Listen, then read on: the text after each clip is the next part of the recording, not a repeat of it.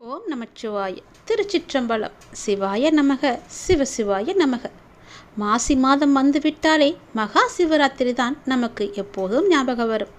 மகா சிவராத்திரி என்பது சிவனுடைய அம்சம். சிவனுக்காக இருக்க வேண்டிய சிவராத்திரி விரதம் அது. மகா சிவராத்திரி தோன்றிய தலம் எது தெரியுமா? மகா சிவராத்திரி தோன்றிய தலம் இதுதான், திருவண்ணாமலை. திருவண்ணாமலை தலத்தில்தான் என்பது பலருக்கும் தெரியாத ரகசியமாக இருக்கிறது. இந்த நாளில்தான் கோடி சூரிய பிரகாசத்துடன் சிவபெருமான் லிங்க வடிவில் திருவண்ணாமலையில் தோன்றினார் என்று புராணங்களில் குறிப்பிடப்பட்டிருக்கிறது. இதற்கு பின்னணியில் ஒரு புராண நிகழ்வு சொல்லப்படுகிறது.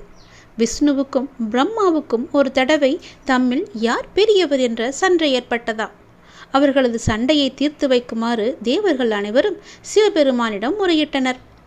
அதை ஏற்று சிவபெருமான் மிக பெரிய நெருப்பு பிழம்பாக விஷ்ணு பிரம்மா இருவர் முன்பும் தோன்றினார்.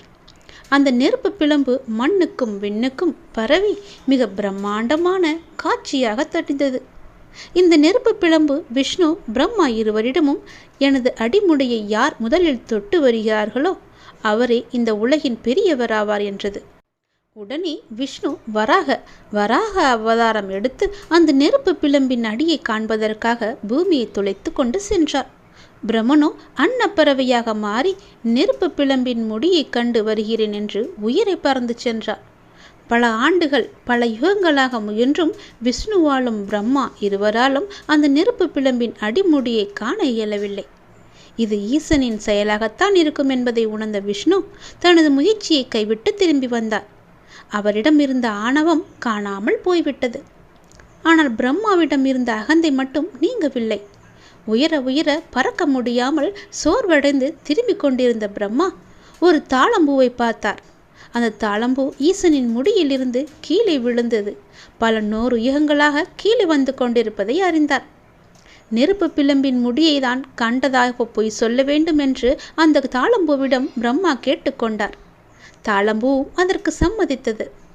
தரையிறங்கியதும் அந்த தாளம்பூ பொய் சாட்சி சொன்னது. அவ்வளவுதான். நெருப்பு பிழம்பாக இருந்த சிவபெருமானுக்கு கோபம் பொத்து கொண்டு வந்தது. அந்த நெருப்பு பிழம்பில் இருந்த சிவபெருமான் வெடித்து கொண்டு லிங்க வடிவில் வெளியே வந்தார்.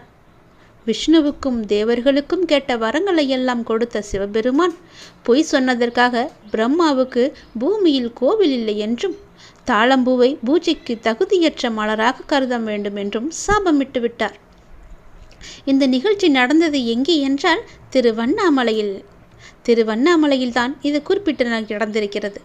இதன் மூலம் உலகில் திருவண்ணாமலையில் தான் முதலில் அக்னி தோன்றியது என்கின்றார்கள். இந்த அக்னியில் இருந்துதான் சூரியன், சந்திரன், பிரகாசங்கள் மற்றும் தீப ஒளிகள் தோன்றின என்றும் புராணங்களில் எழுதப்பட்டிருக்கிறது. இந்த அக்னியில் இருந்து வெளியில் வந்த சிவபெருமான் லிங்கோதபவர் என்ற காட்சி கொடுத்தார். அதனால் திருவண்ணாமலையில் தான் முதலில் லிங்க வழிபாடு தோன்றியது என்பது உறுதியாகிவிட்டது.